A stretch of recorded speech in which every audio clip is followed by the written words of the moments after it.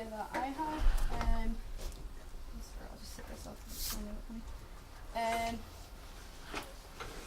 Was sort of thinking, I didn't really know where to go for this assignment. I was having a bit of a meltdown over it. I didn't really know where to go. I was having flashbacks to DTMP, which I know a lot of you guys did last year. And the short story about DTMP is myself and Supercrider do not get on at all. But because of doing that module, I've become a lot interested in using microcontrollers, specifically Arduino. I was thinking what I could do with Arduino to make an interaction with sound that wasn't just sort of a copy of what we've done in modules last year. It wasn't just a replica. I mean, might as well push myself, try and do something new. And after the physical sketching lecture a couple weeks ago, and the idea of using creating an interface on like an iPhone screen to diffuse sound, I like the idea of using a touchscreen interface to interact with sound and manipulate sound. Because actually, when you think about it, it seems really obvious. We use touchscreens for everything. Smartphone that Ronan's on right now, and Leo also, they're touchscreens, passive touchscreens. Playing games, Nintendo DS, 3DS, they're also touchscreens. Home automation systems that my parents have in their house, it's touchscreen interface. Everything is touchscreen, so why not how we make music? So I managed to find this touchscreen shield for Arduino. It's a resistive touchscreen, and it's not capacitive. So the difference basically is resistive is like your Nintendo DS, where you have to press down, and it sort of knows where the cursor, for lack of a better word, is based on pressure. And you can use a stylus for very precise and sort of more consistent pressure, or you can use your finger. Whereas capacitive, you need to use your finger, or it's like when you try and use like your iPhone with gloves in the winter, they have to be like special gloves that have conductive thread in them, or it won't work. What I have at the minute is a resistive touchscreen shield, because it was what I could get my hands on at the moment. But I would like to try the capacitive one to see if it makes much of a difference. I went through a lot of issues trying to even get the touchscreen to talk to Arduino, or trying to get it to work. In theory, it just clipped right on. The Arduino is under there, and it should work fine. The documentation I got with it was very minimal, and in order to run the touchscreen and to code with it, you need to install certain libraries, and the libraries that the documentation initially pointed me to were not the libraries needed for the example code they'd given, so I couldn't really see what parameters I could use. I had to do a lot of digging, taking things from all over the place. Adafruit was quite helpful, but not quite what I wanted. They also make a touchscreen, but it's slightly different. So their libraries were slightly different. It was a bit confusing. I eventually got sorted. It took quite a while. Eventually got the correct libraries, and I was able to start to code. The advantage of this touchscreen is it has an LCD display behind it, so I can display images. It's got a backlight. It's nice and bright. Hopefully you'll be able to see with the light here. It took a bit of time for me to be able to code that, because within the actual proper libraries that I needed for this particular touchscreen, there are some limitations. You'll see I have text. It's just spelling my name because ego. But the text can only, it reads down in sort of this way rather than this way. So it goes down the Y rather than across the X, because there is no way in this particular library to rotate the text. It seems very basic. I actually found some people complaining about it online. Apparently in a previous version of the library it was there, but it was taken away.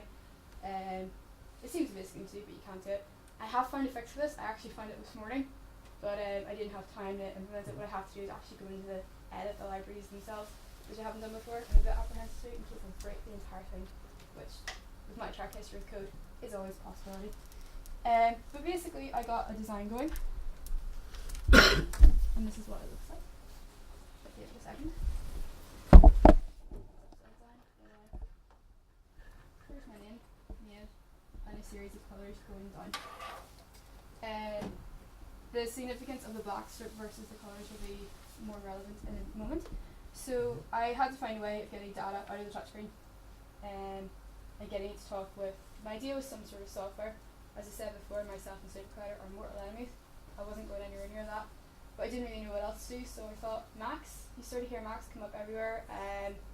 Anytime you look at a master's course, they all seem to advertise Macs as a selling point. So I thought, okay, let's try this now, see what happens. I'm still not particularly comfortable with it. The Macs patch I have created is not the prettiest, but I'm getting there, and I have it doing what I want it to do.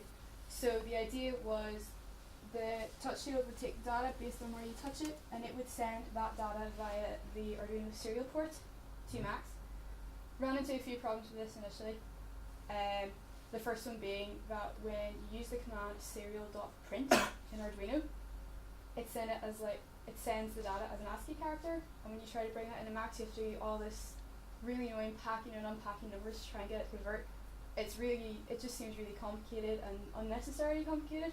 So I did a bit of looking and actually found on the Cycling74, the company who make Max, their forums, Brendan McCloskey, who was the TA for DTMP last year, he seems to be like the most active person on those forums at all. Every single question I had, and I looked it up, it was like Brendan McCloskey had the answer. It was very weird. But he had mentioned in a comment, instead of using serial.print, to use serial.write, and that would send the information as binary, which the Max console could then read. So I brought it into the Max console. I did a bunch of tests, which I detailed further in the documentation what I did.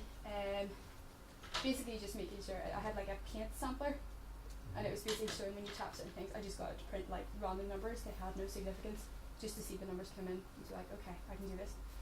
Once I was able to get numbers in, I used the cycle object to just generate a waveform. The default is 440, but once you start touching the screen, it changes. The problem with using the serial.write function is that it can only send data with a value of 0 to 255. And if you put that just in a frequency scale, I mean, obviously you're not going to hear 0 hertz. In fact, the DSE in Max really doesn't like outputting anything below 200, really, or from what my laptop figures can produce anyway. So I scaled it. I think I scaled it to 220 up to 1760 hertz, just as a rough number. My issue with that is I've scaled it linearly. I should have done it logarithmically to be a bit more accurate in terms of how sound is, but that's something I'll fix later on. There comes to a certain point when you're trying these out and you think, okay, I need to stop, I need to sleep now, I'm presenting this tomorrow. But yeah, so this is the basic interface I have so far. I have other types I'll show in a moment. Just pop them there for a second. And basically the idea is that along here, if you move your hands up and put pressure, I haven't got the Max patch loaded yet, that's why it's on. The pitch changes and it goes from low to high. That's the only change I have at the moment. It's more a proof of concept. Now they have this working, I have ideas which I'll explain with the interface. The black strip that has my name down it should not send any data, so you can move your finger along this strip and the pitch won't change, but if you move down here, the pitch will change. So it was just testing out that I could have zones with no data sending knob. I could have that option. So if we just load up the Max patch. So if I just, let's see what, yeah, it reloads whenever this happens. If I just clear this. So the default is 440, and if I obtain serial port information from the Arduino,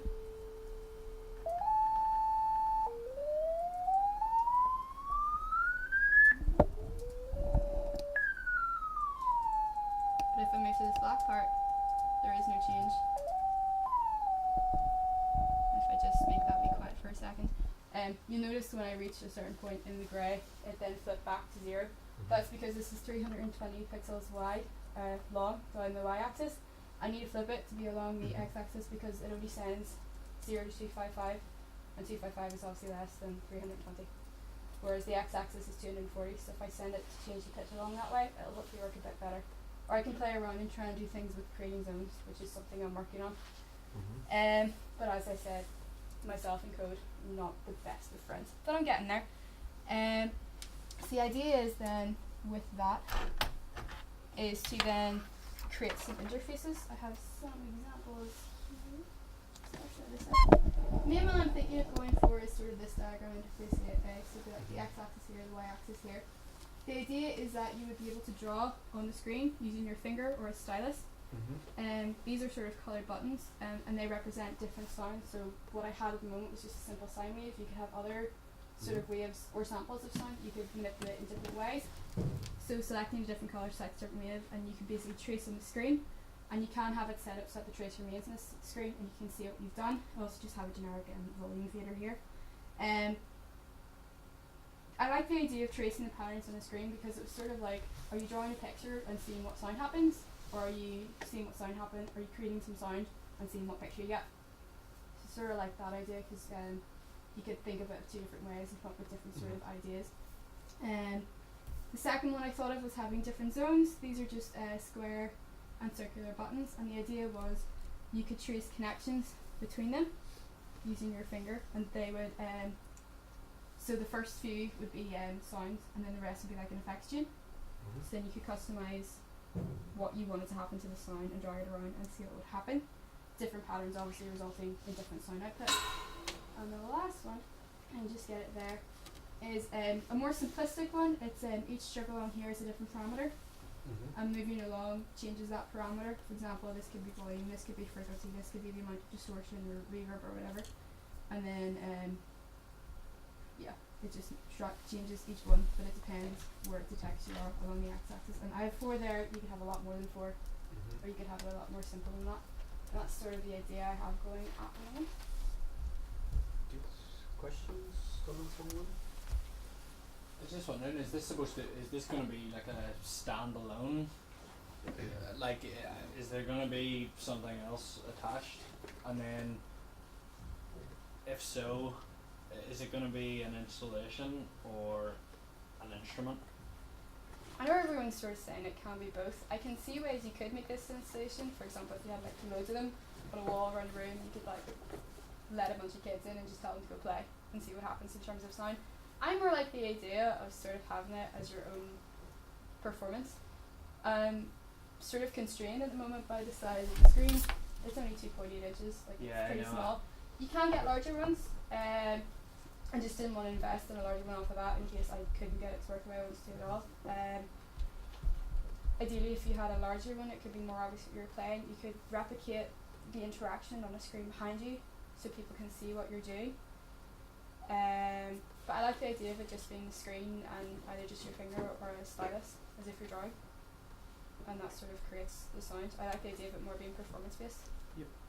And then is there going to be like a chain of things before or after this, or is it going to be a standalone, this is the instrument kind of thing? I like the idea of it being the instrument just because it's so small. Well, this version is small and compact.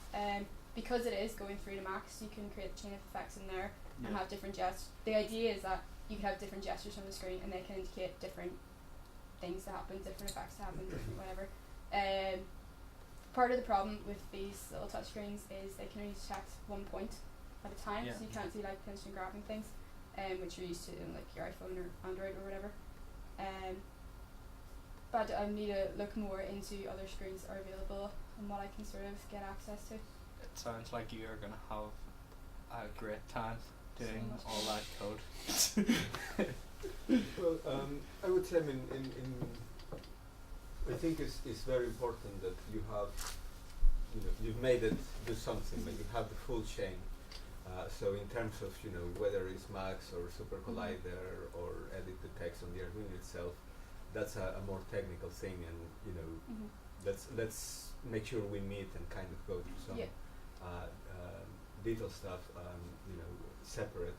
But I think, yes, you are at the point to really focus on what the interaction is likely to be, and again, any given device that you do doesn't have to do everything. It can be a very, if it makes one thing easier than anything else, because remember, the one kind of non-completely binary, like the one kind of subtle interface that we all have is the mouse. And the mouse is so fantastic because we use it for everything, but it's not particularly good at everything. It's not a great interface for doing a mix, but you can mix one fader at a time. Many of us just, when we don't have anything else available, just use the mouse or the trackpad.